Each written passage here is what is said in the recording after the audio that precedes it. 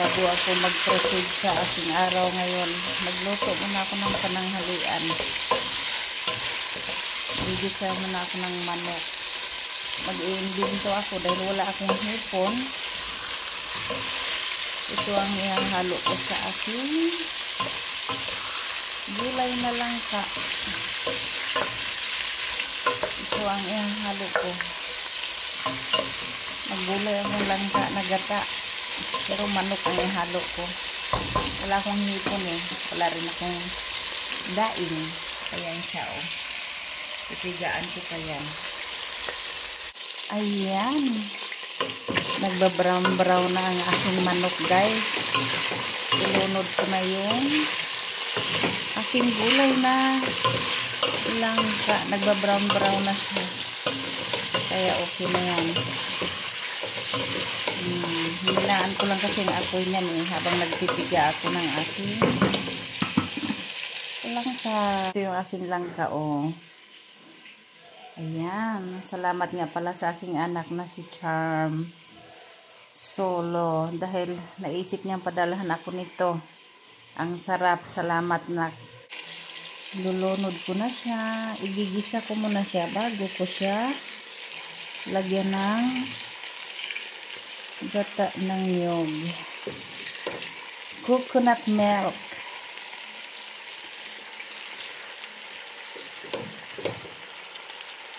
Masarap sana to pag may hipon tapos may daing kaso wala, hindi ako nakadala. Sobrang higpit ng airlines ngayon. Lampas ka lang ng 1 kilo bayad. Yan. Ito na guys, ilalagay ko na yung gatang niyog ko. Ay, pero mas masarap yung gata natin. Hindi ko naisip magdala. Pero okay na rin po kaysa wala. Kaya rin ako ng pampasarap guys. Cubes. Para masarap siya. Maglagay rin ako ng pamintang durog guys. Bayo yan oh. Sarap yan. Damihan ko para masarap. Konting asin guys. Huwag masyadong maalat kasi bawal. At maglagay ako ng maraming sili. Para masarap talaga. Manganganghang. Kami rin lang naman kakain ng 2 kong anak. Diba? Para masarap yan. Pakuluin ko muna siya. Bago ko siya hainin. At magbubudbud ako ng konting olive oil. Alam mo naman, healthy lifestyle tayo. Kaya kailangan lagyan natin ito. Diba? At ito na nga guys. Oh, kumukulo-kulo na yung aking ginataang langka na may halong karning manok dahil wala nga akong nabiling hipon. Masarap din ito. Sana kung may daing na isda pero it's okay. Masarap pa rin yan. Kailangan nating mag-imbento para makakain tayo ng maayos sa araw-araw. Diba?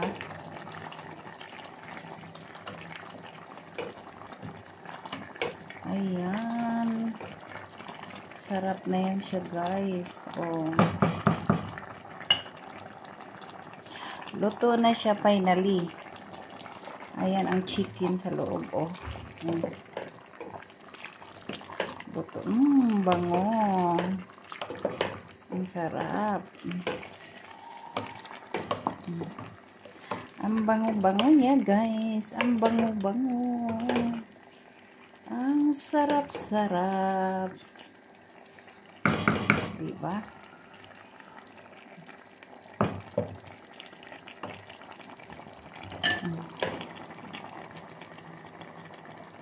Kain tayo guys. Ready na ang aking ginataang langka. Thank you na Carmen Solo. Thank you.